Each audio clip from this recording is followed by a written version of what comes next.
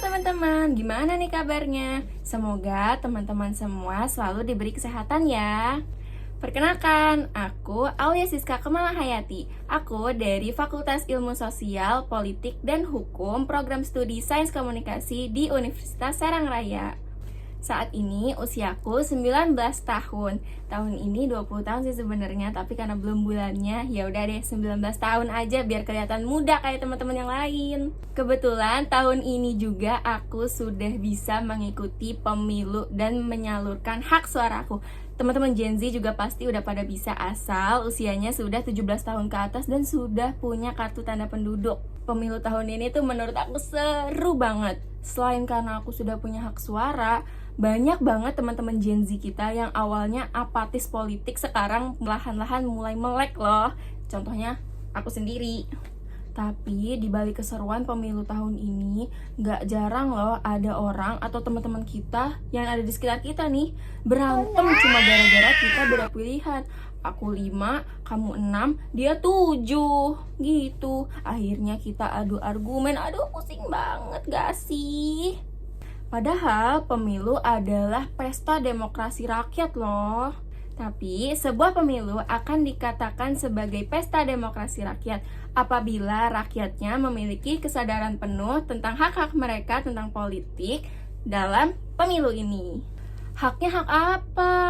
Ya hak bersuara dong pastinya. Dan sebuah pemilu akan dikatakan berjalan dengan lancar apabila kita sebagai rakyat telah menyalurkan hak-hak suara kita secara luber-jurdil.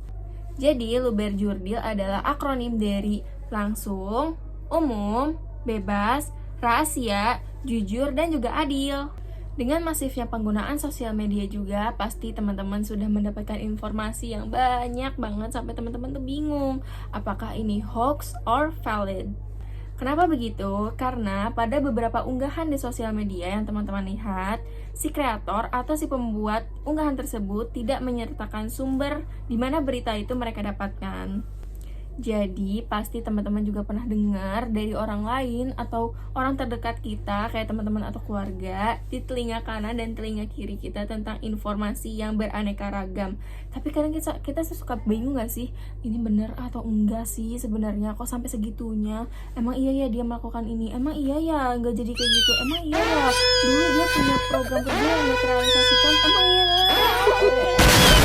Jadi teman-teman, di sini aku mau berbagi beberapa tips yang works di aku tentang gimana caranya kita bisa memilah dan memilih berita yang valid atau mana berita yang sebenarnya hoax. Tapi ini bukan berarti works di semua orang ya. Barangkali teman-teman masih bingung, di sini aku mau berbagi cara ala aku yang mungkin aja bisa membantu teman-teman semua. Yang pertama yang bisa teman-teman lakukan adalah bertanya di kolom komentar mengenai dari mana sumber berita ini berasal. Ini sudah cara yang paling sederhana yang bisa teman-teman lakukan. Karena sosial media yang teman-teman punya mostly punya fitur kolom komentar. Manfaatkan kolom komentar tersebut untuk bertanya sumber berita yang kreator dapatkan untuk diunggah di sosial media tersebut. Nah, apabila teman-teman belum mendapatkan jawaban atau kreatornya tidak mau memberitahu sumber berita yang dia dapatkan, teman-teman bisa melakukan cara kedua, yaitu search di internet. Sekarang, teman-teman bisa mengakses internet dengan bebas, jadi gunakan dengan bijak. Caranya adalah cukup cari berita yang teman-teman mau di internet tersebut. Misalnya, atau bla bla bla bla bla terjerat kasus korupsi. Nah, setelah teman-teman buka di internet, cari apakah ada salah satu laman berita resmi yang pernah membahas itu atau memvalidasi bahwasannya berita itu benar atau malah cuma hoax.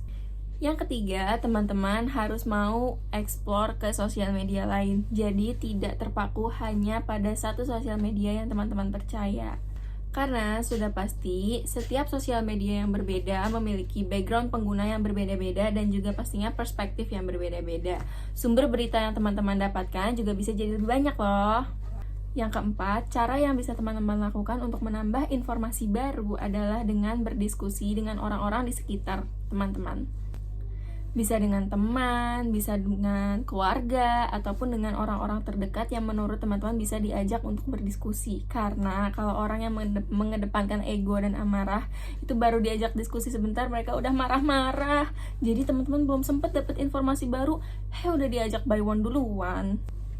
Dengan berdiskusi dengan orang lain, teman-teman juga bisa lebih memahami perspektif topik yang sama, tapi dari sudut pandang orang yang teman-teman ajak diskusi tersebut.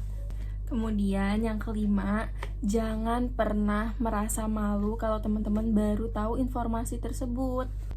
Jangan pernah merasa malu kalau teman-teman baru tahu informasi baru tersebut. Dan jangan jadi orang sok tahu. Misalnya kayak, gue mah udah tahu kali dari lama, padahal orang itu tuh baru tahu setelah disampaikan. Jangan malu untuk ngomong, wah aku baru tahu nih informasi ini, makasih ya udah dikasih tahu. Kalau kamu nggak ngomong, mungkin aku nggak akan tahu sampai kapanpun. Itu kan terkesan lebih enak dan lebih santai ya. Jadi itulah beberapa cara yang aku pakai untuk mendapatkan informasi baru atau untuk search informasi tersebut, apakah dia dari sumber yang terpercaya, apakah berita tersebut hoax atau berita fakta. Jadi kalau teman-teman ada cara lain dan pengen disampaikan ke aku sangat-sangat open untuk diskusi dan juga pendapat teman-teman. Sekian informasi yang bisa aku sampaikan. Apabila ada kesalahan atau kekeliruan kata, aku mohon maaf banget ya. Yuk kita wujudkan pemilu damai di 2024 bulan Februari mendatang. Dadah!